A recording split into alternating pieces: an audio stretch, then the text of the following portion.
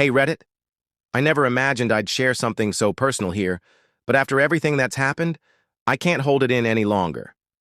I'm Ethan, 28, and I'd been with my fiancée Sarah for 5 years.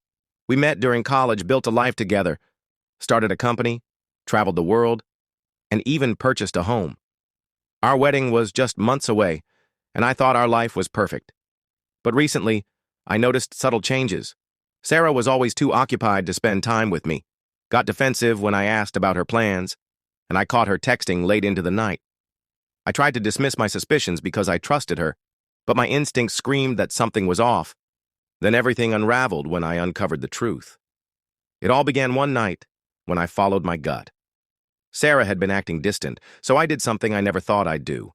I checked her phone. I know it was wrong, but I was desperate for answers.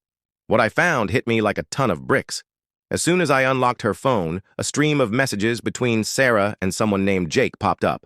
I scrolled through, and with every message, my heart sank deeper.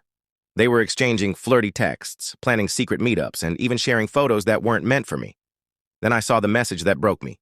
Jake had written, "Can't wait to see you tomorrow night, love. Just us, like we planned." The ground seemed to disappear beneath me.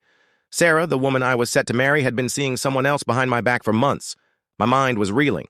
How could she do this? I didn't confront her immediately. Instead, I stayed composed and waited for the right moment. I wanted to see if she'd confess on her own. I couldn't fully believe it, but I needed to hear it from her. So I put the phone down and pretended everything was fine, though inside, I was seething. I wasn't going to let her off easily. 2 days later, Sarah acted as if nothing had changed, completely unaware that I knew her secret. That evening, we were supposed to meet at a cozy diner. I'd spent all day planning how to handle this, and when I saw her walk in with a smile, I knew the time had come. We sat down, and I could sense the tension in the air. She seemed uneasy, like she was hiding something. Then she dropped the bombshell. "Ethan, I need to tell you something," she said, her voice barely audible. "I've been seeing someone else." My heart pounded as I stared at her. I'd been right, but hearing it still felt like a kick to the chest. "Who is he?" I asked, my jaw tight. "His name's Jake," she admitted, her eyes fixed on the table, avoiding mine. "I didn't plan for this, but I've been spending time with him, and I think I have feelings for him." Anger surged inside me. This was the moment everything changed. I could have stormed out, shouted at her, or demanded explanations. But instead, I did something unexpected. "All right," I said, leaning back in my chair, my voice steady and controlled. "So, what's your plan now?" Her eyes flicked up to mine, shocked by my calm response. "I don't know," she stammered, almost pleading. "I feel awful, but I don't want to lose what we have." I let out a bitter chuckle. "You've already thrown it all away, Sarah. You chose him, and now you expect me to stick around?" She hesitated, then said in a shaky voice, "Ethan, I think we should end things. I don't want to keep hurting you. I'm not happy with you anymore. It's over." Her words hit like a sledgehammer. It wasn't just the affair. It was the cold finality in her tone. No apologies, no attempt to fix things. She was already moving on. I didn't argue. I stood up, gave her a hollow smile, and said, "If that's what you want."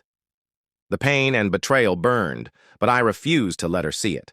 I walked out of that diner knowing the woman I loved, the one I planned to marry, had just shattered our future.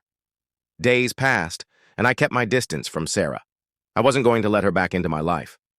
A week later, she called me. "Ethan," she said nervously over the phone, "I know you're angry, but Jake wants to make things work between us. He wants to meet you. He's really pushing for this. We both think maybe a threesome could help us move past this." I was floored. After everything she'd done, she had the audacity to suggest I'd join her and her lover in something like this. "What?" I asked, barely believing what I'd heard. "Please, Ethan," she said, her voice desperate. "I know it sounds insane, but Jake thinks it could help." In that moment, something shifted inside me. Not anger, not grief, but resolve. If she thought she could manipulate me into this to fix things, she was gravely mistaken. "I'll do it," I said, my voice flat. I wasn't going to let her control me, but I was going to make her feel the consequences of her actions. Part of me was ashamed for even considering it, but I had one goal, to make Sarah regret betraying me. She had destroyed what we had, so if she wanted me back in her life, it would be on my terms.